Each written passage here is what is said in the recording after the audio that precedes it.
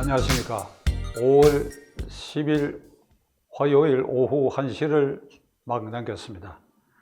조금 전에 오전 11시에 국회 광장에서 윤석열 대통령이 헌법 66조 그리고 69조에 근거하여 국민 앞에 엄숙하게 선서했습니다.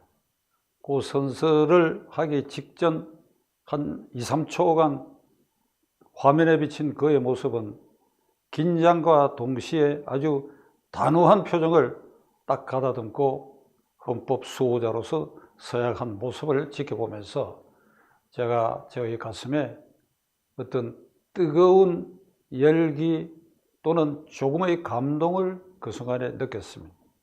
그건 뭘 말하는가 하면 종북 주사파 친김정은 정권의 종식 그리고 그 연장을 반대하는 입장에서 제가 2년 5개월 전에 이 유튜브 방송을 오로지 그 목적에 맞춰가지고 유튜브 방송을 시작하였습니다. 3월 9일 윤석열 후보가 아닌 1번 후보가 당선되어서 종북 주사파 친김정은 정권이 연장되는 사태가 왔다고 한다면 5월 10일 지금 이 시간에 저는 어디서 무엇을 하고 있었을는지 아마도 유튜브는 중단했을 것이고 좌절과 시리에 빠져서 이 나라를 어떻게 자유민주 질서로 복원해 갈 것인가, 거기에 내가 어떤 희생을 할 것인가, 여기에 좌절 속에서 골몰했을 것이다 라고 생각했을 때 오늘 5월 10일 11시 윤석열 대통령의 그 헌법 서약을 보는 순간 저는 제가 할 일의 일단을 이행했구나 하는 그런 어떤 감동을 느꼈습니다. 저의 이 TV를 사랑하고 격려해 주시는 시청자 여러분들도 아마도 저와 같은 심정이 있으리라고 생각합니다. 그가 국정지표로 내건 그 표가 다시 대한민국 새로운 국민의 나라, 이것은 연설에서도 헌법적 가치를 존중한다고 하는 그 뜻이 그 구호에 축약되어 있다고 생각합니다. 그런 점에서 일단 종북 주사파 친김정권의 적색 물결을 윤석열 후보라는 도구가 등장함으로써 일단 큰 방파제를 설치했다. 그러니까 1단계 이것은 성공했다. 그러나 윤석열 대통령 앞에 놓여진 당장의 과제는 정치, 경제, 안보 모든 면에서 결코 만만치 않은, 녹록치 않은 그런 어려운 과제들 앞에 그는 직면하고 있습니다. 그는 무엇보다도 이른바 대깨문이라고 칭해지는 우리 헌정사에서 87년 체제 이후 대통령이 퇴임하면서 관변 여론조사 기관의 조사이긴 하지만은 40% 전후의 지지율을 안고 퇴임한 대통령은 그건 문재인 대통령이 가장 높은 지지율로 유일한 전직 대통령이 되었습니다. 이 높은 지지율을 유지하게 된 데는 제가 보기에는 근본적으로 종북 주사파 친김정은 그 노선에 서서 평화 프로세스라는 것으로 국민을 현혹시키고, 그래 특정 지역에 거기에 맞춤형의 입법을 하고 법업규를 하고 이렇게 해서 확실한 대깨문을 일정한 수준으로 유지하면서 그는 퇴임했기 때문에 이들은 3월 9일 당선된 윤석열 대통령에 대해서 증오하고 원한의 대상으로 생각하게끔 이렇게 만들어 놓고 문재인 대통령은 퇴임한 것입니다. 윤석열 당선을 이들은 인정하지 않습니다. 증오의 대상으로, 우리가 타도해야 할 원한의 대상으로 이렇게 생각하게 됐다. 그래서 저는 어제 방송에서 문재인 대통령은 이 나라를 완전히 쪼각내고 그게 물러섰다 이런 표현을 썼는데, 오늘 윤 대통령이 취임하는 이 자리에서도 이것을 윤 대통령은 상기해야 할 것입니다.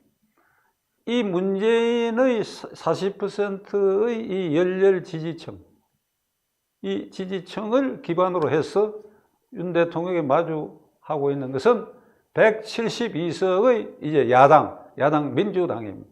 172석의 야당은 소수의 강경파가 주도해서 172석을 이걸 흉기로 만들어서 정치적 흉기로 만들어 놨어요.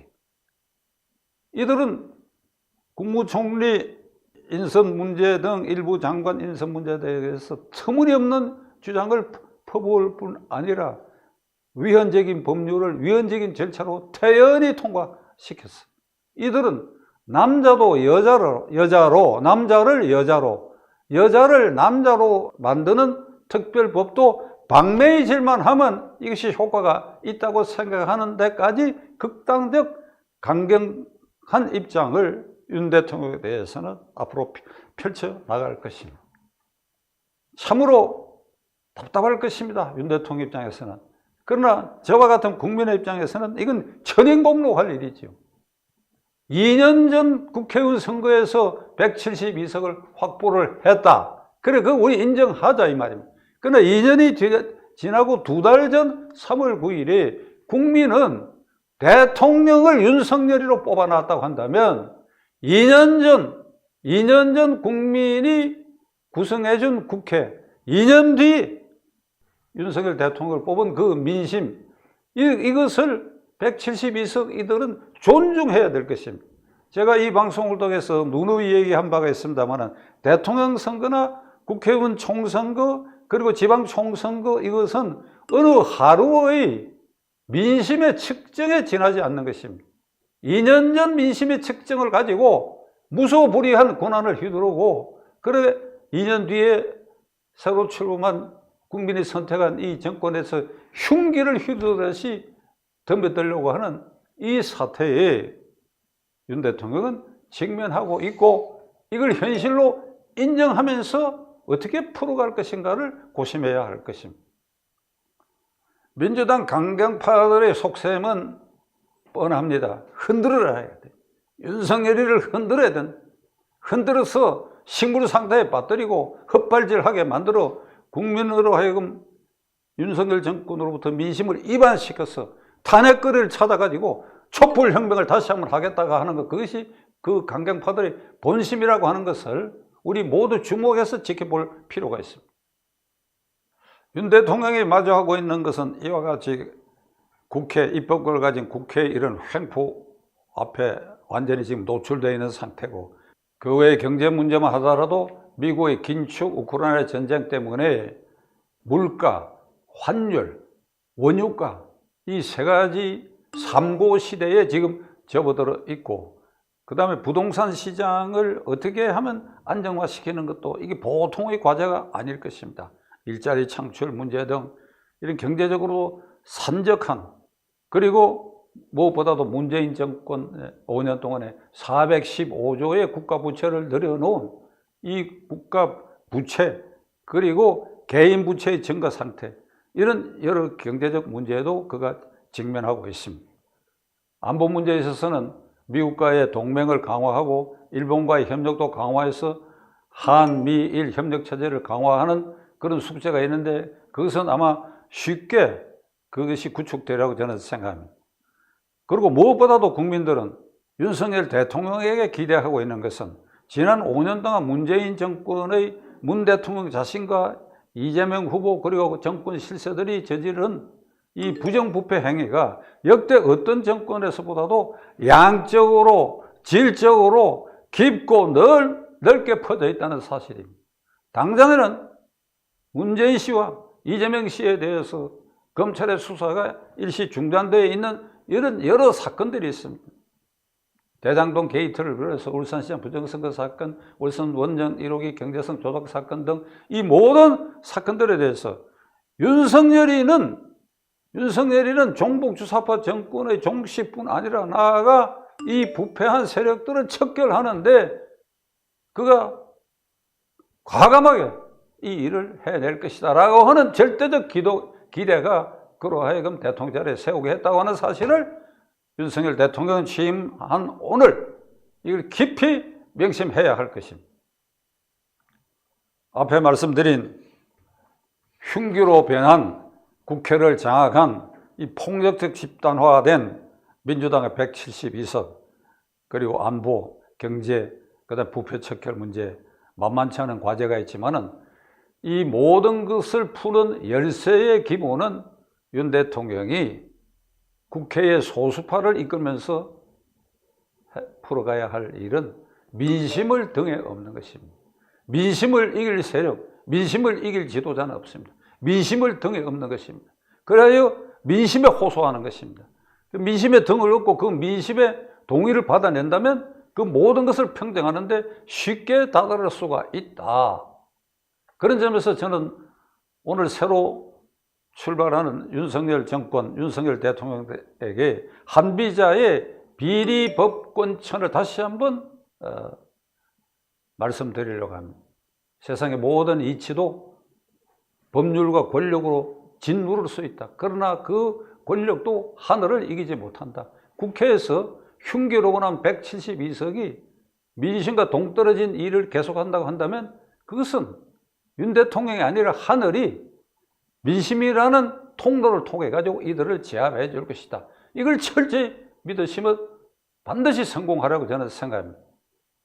끝으로 저는 아주 역설적이게도 문재인 대통령이 2017년 5월 10일 취임사에서 헌법에 서약하고 한 대국민 공약, 요거를 그대로 이행하면 틀림이 없이 민심을 등에 업을 수 있다. 다시 한번 이것을 설명드리려고 합니다. 문재인 대통령이 이렇게 얘기했습니다. 오늘부터 국민 통합의 시대가 열린다. 오늘이 2017년 5월 10일이 국민 통합의 원년으로 기록되게 하겠다. 원년, 시작하는 해다. 야당을 국정의 동반자로 하겠다. 그리고 훌륭한 인재는 나를 비판하고 비난한 사람일지라도 적소에 기용해서 쓰겠다. 그리고 무엇보다도 국민과의 소통을 하는데 광화문 시대를 열겠다. 그러니까 광화문 어디인가 집무실을 만들겠다는 이런 뜻이었지요. 그래서 광화문에 집무실도 만들고 그래 광화문 시대를 열어서 수시로 광장에 나와 청년들과 또 가까이 있는 남대문 시장에 들어 상인들과 소주잔을 기울이면서 소통하고 그리고 수시로 기자회견을 하겠다. 수시로 기자회견을 하겠다. 지금 돌이켜보면 이 약속들이 하나도 지켜지지 않았습니다. 마지막 제가 말씀드린 수시로 기자회견을 하겠다. 수시로 국민과 소통하겠다고 하는 것은 윤 대통령이 취임한 오늘 그 약속은 틀림없이 지켜지리라고 믿는 것이 용산의 대통령 집무실 2층, 5층 그 아래층에 기자실을 두었다는 것입니다. 그건 대단히 잘한 일입니다. 기자와 수시로 소통하고 수시로 기자회견을 하십시오. 그것이 민심을 얻는 지름길입니다. 내가 실패한 정책이 있다. 부끄러운 일이 있었다. 그래도 기자들 앞에 나서야 됩니다. 이건 이렇게 해서 내가 실수했다. 이건 이렇게 해서 부끄러운 일이 생겼다. 이런 점은 이렇게 내가 앞으로 고쳐가겠다. 이건 이렇게 다시 생각해 보겠다. 이렇게 해서 기자를 통해서 국민과 소통하면서 잘잘못에 대해서 특히 실패하고 잘못됐다는 정책이 있을 때마다 그 기자 앞에 나타나요. 오히려 잘한 일은 나타날 필요가 없습니다. 그래서 저는 끝으로 문재인 대통령이 2017년 5월 10일에 헌법에 서약하고 공약했던 걸 하나도 지키지 않았는데 이걸 이대로 지키기만 하면 윤 대통령은 이 악당들이라고 할 수밖에 없는 민주당의 장악관이 국회의 장애물도 넘을 수가 있고 그래야 성공한 대통령이 될 수 있을 것이다. 저는 확신에 맞지 않습니다. 윤 대통령 앞날에 하나님의 은총이 가득하기를 크리스찬으로서 기원에 맞지 않습니다. 끝까지 시청해 주셔서 감사합니다.